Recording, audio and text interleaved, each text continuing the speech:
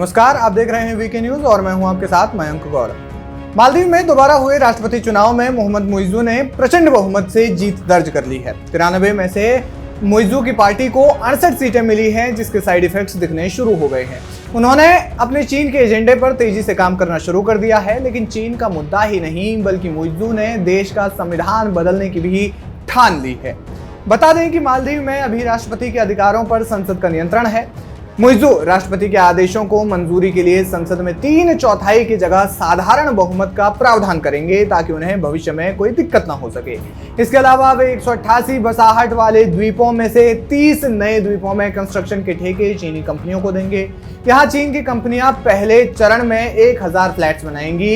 ये 30 नए द्वीप समुद्र पाट कर बनाए गए हैं। इसे लैंड रिक्लेमेशन कहा जाता है। आपको बता दें कि मालदीव के पूर्व राष्ट्रपति, जो कि भारत समर्थक थे, वो नए द्वीपों पर निर्माण के सख्त खिलाफ थे। उन्होंने चेताया था कि जल स्तर बढ़ने से मालदीव वासी दुनिया के पहले पर्यावरण शरणार्थी बन सकते हैं। उन्होंने भारत, श्रीलंका या ऑस्ट्रेलिया में जमीन खरीदने की बात कही थी।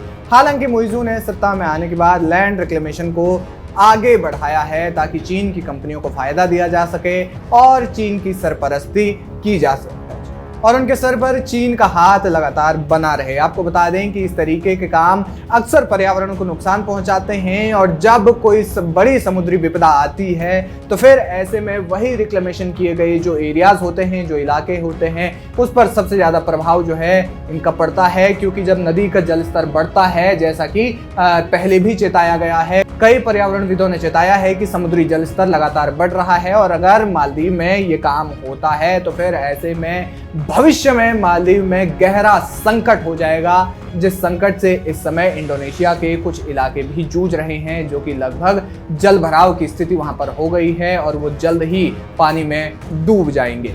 बताया जा रहा है कि मालदीव अपने ऊपर के कर्ज को चुकाने के लिए भी तुर्की और सऊदी से इस्लामिक बॉन्ड लेगा, जिसके जरिए लगभग 4200 करोड़ रुपए जुटाए जाएंगे। मालदीव पर 54,186 करोड़ रुपए का विदेशी कर्ज है। वर्ल्ड बैंक के मुताबिक 2026 तक मालदीव को लगभग 9000 करोड़ का विदेशी कर्ज चुकाना होगा। मालदीव के पत्रकारों के मुताबिक उन्होंने चुनाव में भी भारत विरोधी रुख अपनाया था और आने वाले दिनों में मुइज़्ज़ू का भारत विरोध और चीन प्रेम और ज्यादा बढ़ जाएगा। मुइज़्ज़ू ने भारतीय सैनिकों के दूसरे और आखिरी जत्थे को 10 मई तक मालदीव छोड़ने का अल्टीमेटम दिया हुआ है। इससे पहले भी वो अपने देश में भारत के खिलाफ एक्शन ले चुके हैं, जिसमें अब तक वे पूर्ण बहुमत के साथ जीत ही गए हैं, जिससे मुइज़्ज़ू अब और सख्ती से भारत विरोधी रुख अपनाएंगे। क्या कुछ कहेंगे आप इस खबर पर? हमें कमेंट करके जरूर बताएं।